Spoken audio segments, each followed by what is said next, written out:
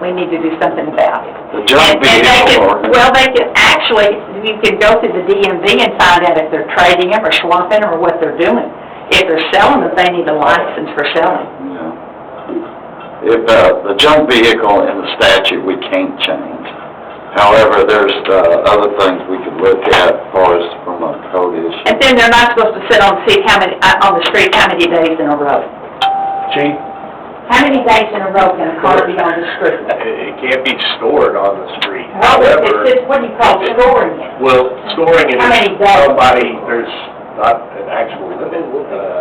Are you talking about if they're on the street on a block, or just on the street? No, if a car, how long can a car sit in the same spot on the street? Spellbinger told me one time that 24 hours was the rule. Well, it couldn't be parked and not moved for after 24 hours.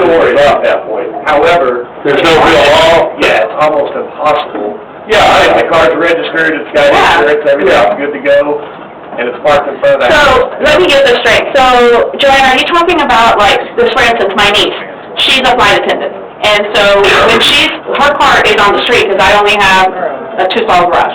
So, if her car is on the street, it's drivable, it's registered, and sometimes she's gone for 3 weeks to maybe 4 weeks. So it sits there 3 weeks. Yeah, So we can let it sit there 3 weeks. What I'm trying to understand what you're saying, how... Well, I'm saying that in certain situations, they're storing cars there. And I know at one time this person was approached, the kids are driving them to school. Well, that was a lie. Because I can see the car, and it's not moved day after day after day. Now, this is not right now. This is previous. Okay. It was that way. So people happen to lie. Oh, yeah. Yeah. And I don't know what we can do about that. I think I can see a bunch of different cars at houses over a period of time. They keep changing. They're running a business. And would we not benefit from any tax at all? Well, okay, so my thing is, the lady that lives next door to me, she's elderly, and she has 2 cars, and she's by herself. But lately, the last 2 months, I think she's had some health issues, and so there's been 3 different cars there, because her daughter comes and stays with her for a week or 2, then her son comes, so they alternate. So are you... No, that is not what I'm talking about. Okay, so I think that's what 6 cars in a driveway. Okay. And some on the street, and the cars keep changing. And they work on one, and they work on another. That's what I'm talking about. I'm not talking about that kind. Okay, that's what I'm trying to clarify, because No, I'm not talking about Okay. All right, but I think maybe through the home occupation business thing, we can look at something and come up with something there. Okay. Because I do think that you've got people selling cars from their home. Well, we can definitely pursue it under that. And maybe if it's got to be a record somewhere if they're buying them and selling them. There's got to be a record somewhere. Yeah, we'll have to follow up on that, but we will. So, I mean, I'm sure this is a nicer part of town than I would see what I'm seeing. You drive through Crestwood, Monticello, you don't see this at Crestwood and Monticello and some of the nicer. It's Fort Worth, but you don't see, but we should be every bit as nicer than Fort Worth. Because we have far better police department and far better trash and garbage. You didn't hit the issue I thought you were going to hit, the one right in the street. Well, I don't like it in the street either, but I understand what you're talking about, but I'm talking about storing them in the street. Right. It used to be that way on Hassett. There was a house on Hassett that was exactly that way. They stored them in their driveway up under the carport. We did very little about it. And now it's on Merritt Street. So, anyway. So we just need to get code I'm not sure. Well, Code's already been working with one on that. Yeah, code's great. My code people are wonderful. But what we need to do probably is send them notice that we have reason to believe they're running a business out of their house. That would be the step to take. How do we go about seeing if that's possible? I mean, if that's what they're doing? How do we... Then in that letter, it tells them that you need to have the inspector come and inspect it and verify. Come on, Chief, I need clarification. Yeah, I'm... Clarification on what? I'm not sure what that means. Is there any violation to what she's saying? If they're licensed and inspected and not on blocks, now if they're on blocks, I can see where we can... Oh, yeah. In the fuzzy area. Well, not really. I mean, if it's inspected, it's got insurance, and it's legally allowed to be on the road. If it's legally parked, it can be in the driveway. me, it's just like, you can't tell how many people can live in a house. You know, you got mother, dad, granddad, kids, all of them, they might all have vehicles too, and all drive.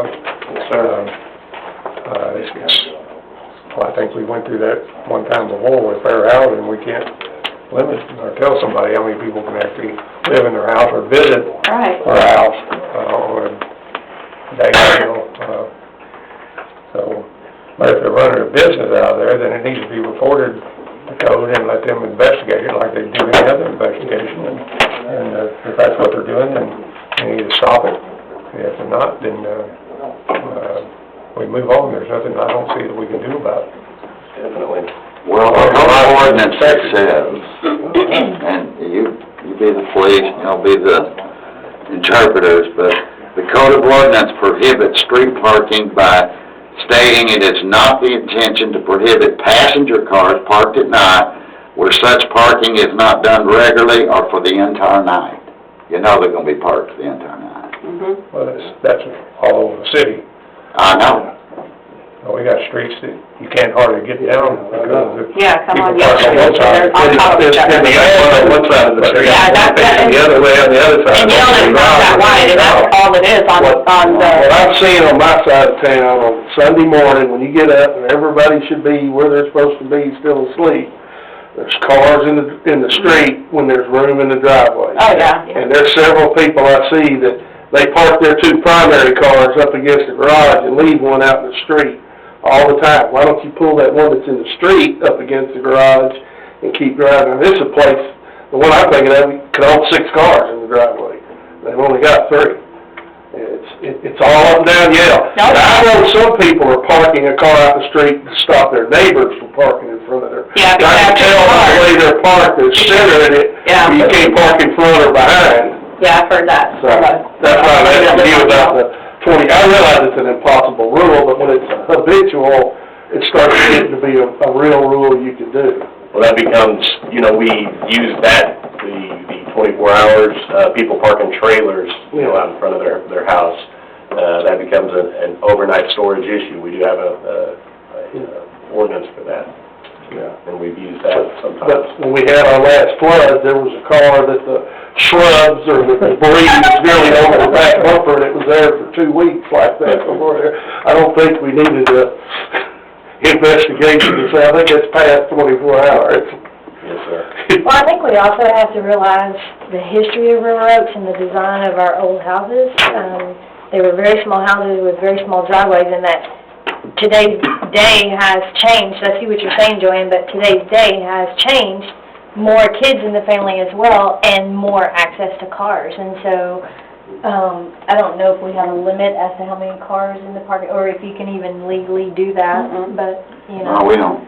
We have how many spaces there can be, which I guess you could attribute that. Which we fought to be able to park 4 cars in the driveway. It's something we fought And for 2 in the years, street? on anything new. Is it 2 in the driveway, 2 in the street, or 4 in the driveway and 2 in the street? 4 in a driveway is Yeah, that's how it's set up in the code. That's what we fought for. Yeah, and those provisions are regulating development, so it's saying if you're gonna develop a new lot here, the most we're going to require you to build is 4 spaces. It's not setting criminal maximum, right? Where you're in violation if you go over that. It's actually no maximum. The maximum is on the city, saying city will not require more than 4 from you. Doesn't say you can't build 8 if you want, 8 off-street parking spaces if you desire to do so. That limitation isn't there. As far as street parking. As long as they comply with other requirements. I know that's out of bounds of what's up, but, yeah. But as far as the street parking, that part needs to be dealt with. But that's my fear. I've seen what other cities have done, and there's not a person in this room that would be happy if we did that. No, I'm not talking about doing it I'm talking about, we know how it is now, that sentence has gotta come out of there. Well, the definition of storage, I mean, we need to know that definition, because storage, to me, is long-term, not overnight parking or not even a few nights parking. And how do you justify even with good intentions, that this person is parking here 3 weeks because they're a caretaker, and this